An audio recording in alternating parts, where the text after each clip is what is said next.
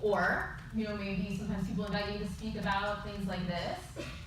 So this is Bono, who I used to work for from U2, and so Jessica Alba with him, and we were actually in a school there in Ghana, doing advocacy around education and around ending AIDS in our lifetime.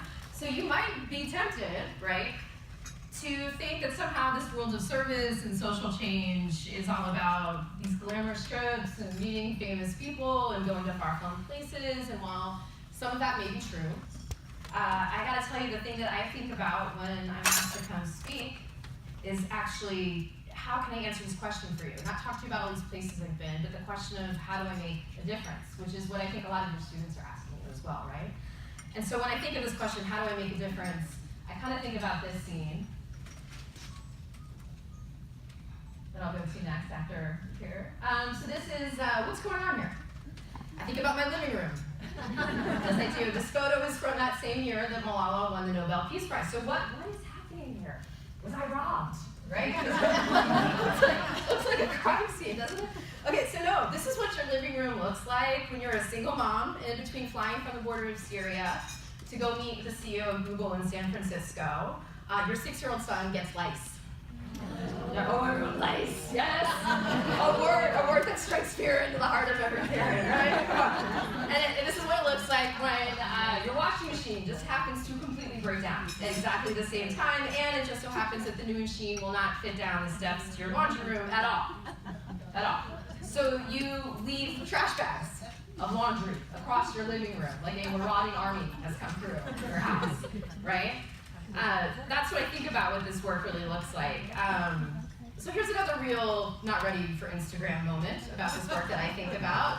I don't know if you can see what's going on in this next one. So this is a flight map, right? Usually when you see this on a plane, where are you flying? Oh, look, it's the Great Lakes. Flying over England. I don't know if you can tell what's happening here. I'm flying over Syria. Flying over Syria. So I was on a plane ride with Malala and her father, and looked up at the flight map and realized we were flying between Homs and Damascus, and that my colleague had managed to book the only ticket available on the only airline that was still flying over active combat airspace over Syria. And I looked at him the way that you look at somebody when you're really in it. And, anger and blame have no place, but gallows humor does.